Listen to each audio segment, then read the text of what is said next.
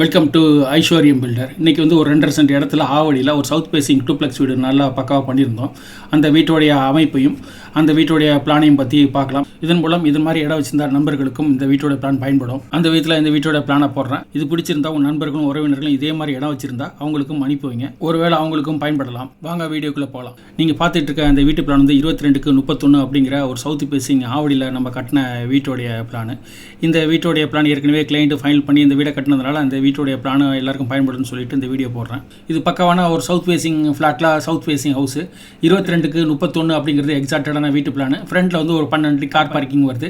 நம்ம வந்து வீட்டோட பிளானில் உள்ளர இழுத்ததுனால 4 அடி வராண்டாவுக்கு ஃப்ரண்ட்டில் வந்து 12 + 4 16 அடி கார் பார்க்கிங் கிடைக்குது. இது வந்து அகலம் வந்து 13.5 16 அந்த மாதிரி ஒரு கிராண்டான கார் பார்க்கிங் கிடைக்குது. உள்ளர என்ட்ரானோம்னாக்கா living room and dining room வருது. அது பார்த்தீங்கன்னா 9.5 15 ப்ளஸ் டைனிங் வந்து பார்த்தீங்கன்னா 9.5 9.15 அந்த மாதிரி கொடுத்துருக்கோம். அடுத்து சவுத் வெஸ்ட்டில் பார்த்தீங்கன்னாக்கா 9.5 10 அந்த மாதிரி ஒரு பெட்ரூம், அதுக்கு அட்டாச் டாய்லெட் மாதிரி கொடுத்துருக்கோம். அடுத்து சென்டரில் பார்த்தீங்கன்னாக்கா நம்ம ஸ்டேர்கேஸ் கொடுத்து மேலே போகிற மாதிரி பண்ணியிருக்கோம். அடுத்து நார்த்து வெஸ்ட்டில் வந்து கிச்சன் கொடுத்துருக்கோம். கிளைண்ட் வந்து ஓப்பன் கிச்சன் கான்செப்ட் கேட்காம அவங்க வந்து இது மாதிரி கவோட கேட்டாங்க, அது மாதிரி பண்ணியிருக்கோம். மேலேறி வந்தோம்னாக்கா 22/31 இருக்குல்ல, அது மட்டும் தான் வீடாக வருது. ஃப்ரண்ட்டில் கார் பார்க்கிங் ஏரியா இருந்தது. அது வந்து கேரளா டைப்பில் சார்படி டைப் பண்ணி சிட் அவுட் பண்ணிக்கிறாங்க. கேரளாவிலே பண்ணக்கூடிய அந்த சார்படியை வந்து நம்ம சென்னையிலேயும் நம்ம பண்ணிக்கிட்டு இருக்கோம். இது ரொம்ப இன்ட்ரெஸ்டிங்காகவும் இருக்குது. நம்மளுடைய வராண்டா, நம்மளுடைய சிட் அவுட் இந்த மாதிரி இடங்களில் அது மாதிரி பயன்படுத்திக்கலாம். ரொம்ப நல்லாவும் இருக்குது. அடுத்து ஸ்டெப்ஸில் மேலேறி வந்தோம்னாக்கா 6x10 அந்த மாதிரி ஒரு ஸ்பேஸ் வருது. அடுத்து இங்கே வந்து ஃப்ரண்ட்டில் வந்தோம்னா லிவிங் ரூமு மாஸ்டர் பெட்ரூம் வந்து அதை பேஸ் பண்ணி ஒரு பெரிய பெட்ரூம் வருது. அது பார்த்திங்கன்னா 13.4 14 அந்த மாதிரி ஒரு பெரிய பெட்ரூமு.